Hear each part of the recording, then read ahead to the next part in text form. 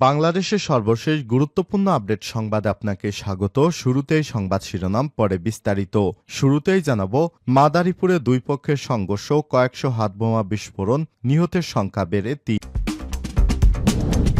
এরপর জানাবো, চট্টগ্রাম থেকে কক্সবাজারের আওয়ামী লীগ নেত্রী কাবেরী গ্রেপ্তার। কক্সবাজার জেলা আওয়ামী লীগের সাংগঠনিক সম্পাদক নাজনীন সরোয়ার কাবেরীকে গ্রেপ্তার করেছে পুলিশ। গত রাত ১২টার দিকে চট্টগ্রামের দেবপাহাড়ের বাসা থেকে চকবাজার থানা পুলিশ তাকে গ্রেপ্তার করে। এদিকে একদিনে ৬৮ হত্যায় কেঁদেছিল সাভার আশুলিয়াবাসী। ২৪শে ছাত্র অভ্যুত্থানে চূড়ান্ত দিন গত ৫ই আগস্ট ছিল সাভার আশুলিয়াবাসীর জন্য এক বিভীষিকাময় দিন। এদিন সাভার আশুলিয়ায় ফ্যাসিস্ট সরকারের পুলিশ এবং দলীয় সন্ত্রাসীরা তারা গুলি করে ৬৮ জনকে হত্যা করেছে। এবারে জানাবো, ডিবিতে বর্বর নির্যাতন চালায় হিন্দু অফিসার। আধুনিক ও ধর্মীয় জ্ঞানে সমান পারদর্শী মুফতি কাজী মোহাম্মদ ইব্রাহিম শেখ হাসিনার আমলে দীর্ঘ ১৬ মাস কারাগারে ছিলেন। তিনি জানিয়েছেন কিভাবে ডিবিতে হিন্দু অফিসারেরা তার উপর অমানসিক নির্যাতন চালিয়েছে। এ বিষয়ে গুরুত্বপূর্ণ সংবাদ জানাবো, সঙ্গেই থাকুন। জানাবো, ভারতমুখী রোগী অর্ধেকে নেমে এসেছে ৬ মাসেই। চিকিৎসার জন্য বাংলাদেশিদের ভারত যাত্রা অর্ধেকে নেমে এসেছে। মাত্র শেখ হাসিনা পালিয়েছে ৬ মাস হলো। এরই মধ্যে এই সংখ্যা অর্ধেকে নেমে এসেছে। তুলনামূলকভাবে প্রত্যেক বছর প্রায় ১৫ লাখ বাংলাদেশি ভারতে চিকিৎসা নিতে যায়। মাত্র ৬ মাসের ব্যবধানেই এটি অর্ধেকে নেমে এসেছে। এবং সর্বশেষ জানাবো, সংস্কার ও নির্বাচন প্রস্তুতি একই সঙ্গে চলতে থাকবে বললেন প্রধান উপদেষ্টা। অন্তর্বর্তীকালীন সরকারের প্রধান উপদেষ্টা অধ্যাপক ড মোহাম্মদ ইউনূস বলেছেন, সংস্কার ও নির্বাচনের প্রস্তুতি একই সঙ্গে চলতে থাকবে। নির্বাচনের প্রস্তুতির কাজ মূলত নির্বাচন কমিশনারের। শুক্রবার ২৭শে ডিসেম্বর ঐক্য, সংস্কার ও নির্বাচনকে সামনে রেখে দুদিনব্যাপী জাতীয় সংলাপের ভাষণে সব কথা বলেন প্রধান উপদেষ্টা ড মোহাম্মদ ইউনূস। প্রিয় দর্শক, এতক্ষণ শুনছিলেন সংবাদ শিরোনাম, এবারে বিস্তারিত। তবে তার আগে বন্ধুরা, অনুরোধ থাকবে এই সংবাদটিতে একটি লাইক দিন। এই চ্যানেল আপনি নতুন হয়ে থাকলে আমাদের সংবাদটি দেখতে দেখতে চ্যানেলটি সাবস্ক্রাইব করে রাখুন, যাতে করে আমাদের পরবর্তী লেটেস্ট আপডেট সংবাদগুলো সবার আগে আপনার কাছে পৌঁছে যায়। এবারে বিস্তারিত। মাদারীপুরে দুই পক্ষের সংঘর্ষ, কয়েকশো হাতবোমা বিস্ফোরণ, নিহতের সংখ্যা বেড়ে ৩। মাদারীপুরের কালকিনিতে আধিপত্য বিস্তার নিয়ে দুই পক্ষের সংঘর্ষে হাতবোমা বিস্ফোরণের ঘটনা ঘটে।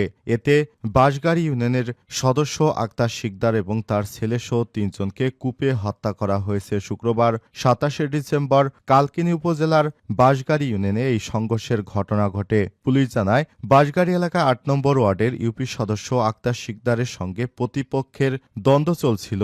এর জেরে শুক্রবার সংঘর্ষে জড়ায় দুই পক্ষের সময় বিস্ফোরণের ঘটনা ঘটে। কয়েকশো হাতবোমা বিস্ফোরণের ঘটনা ঘটানো হয়। এছাড়াও এই ঘটনায় ইউপি সদস্য আক্তার শিকদার এবং তার ছেলে মারুফ শিকদারকে কুপিয়ে হত্যা করেছে তার প্রতিপক্ষের লোকজনেরা। পরে সেনাবাহিনী, পুলিশ ঘটনাস্থলে গিয়ে পরিস্থিতি নিয়ন্ত্রণে আনেন। আহতদের উদ্ধার করে হাসপাতালে নেওয়ার পর আরও একজন মারা গেছে।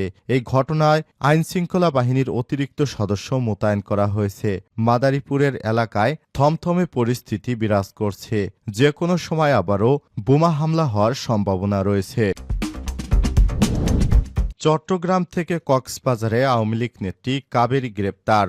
কক্সবাজার জেলা আওয়ামী লীগের সাংগঠনিক সম্পাদক নাজনীন সরোয়ার কাবেরীকে গ্রেপ্তার করা হয়েছে। বৃহস্পতিবার ২৬শে ডিসেম্বর রাত ১২টার দিকে চট্টগ্রামের দেবপাহাড়ের বাসা থেকে চকবাজার থানা পুলিশ তাকে গ্রেপ্তার করে। স্থানীয় সূত্র থেকে জানা যায়, রাত ১০টার দিকে পুলিশের সঙ্গে স্থানীয় বিএনপি, জামাত ও বৈষম্য বিরোধী ছাত্র আন্দোলনের কয়েকজন নেতাকর্মী কাবেরীর বাসার সামনে অবস্থান নেয়। পরে পুলিশ এগিয়ে ওই বাসা থেকে কাবেরীকে গ্রেপ্তার করে। নগর পুলিশের উপকমিশনার দক্ষিণ শাকিলা সুলতানা জানান, কক্সবাজার পুলিশের সঙ্গে কথা বলে কাবেরীকে গ্রেপ্তার করা হয়েছে। রাতেই তাকে কক্সবাজার পুলিশের কাছে হস্তান্তর করা হয়। প্রসঙ্গত, গ্রেপ্তারকৃত নাজনীন সরোয়ার কাবেরী কক্সবাজার ৩ আসনের সাবেক সংসদ সদস্য ও জাতীয় সংসদের সাবেক হুইপ সাইমুম সরোয়ার কমলের বোন। তার বাবা ওসমান সরোয়ার আলম চৌধুরী সাবেক সংসদ সদস্য ছিলেন।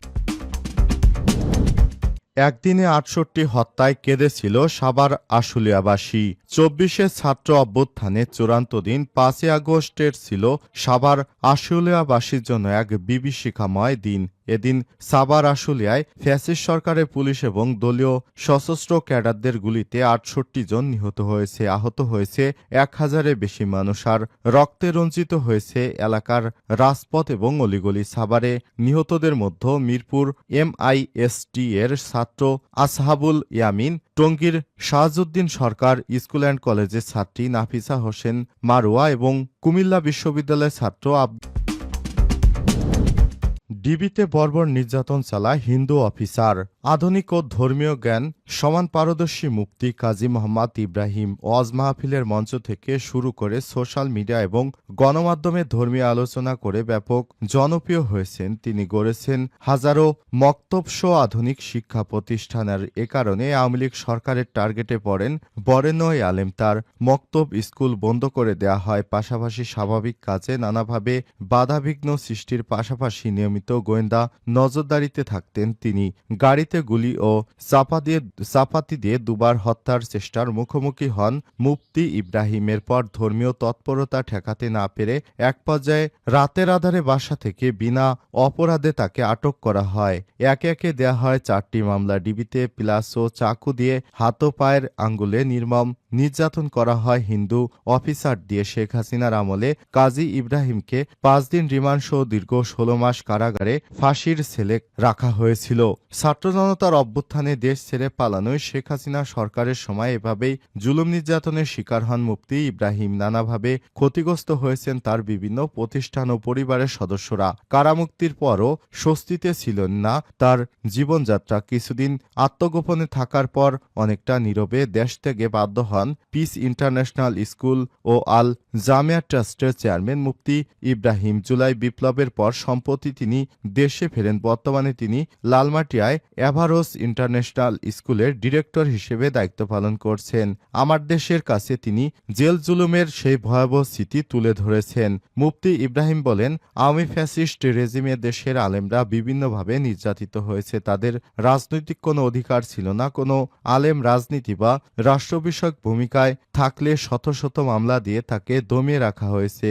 কেউ কোনো সিপ্রিয় চাল আধ্যাত্মিক বৈঠকে বসলেও গোপন সংবাদের কথা বলে তাদের জঙ্গি সন্ত্রাসী বা নাশকতার কথা বলে আটক করে পুলিশ। সেই সময় মিডিয়া তথ্য সন্ত্রাসের মুখোমুখি হন আলেমরা।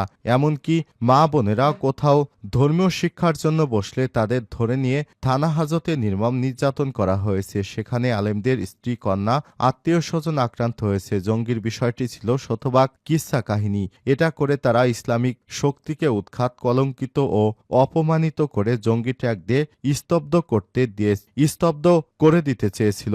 এ সময় তিনি বলেন, আধিপত্যবাদীদের লক্ষ্য ছিল আলেমরা যেন এখানে জনপ্রিয় হতে না পারে।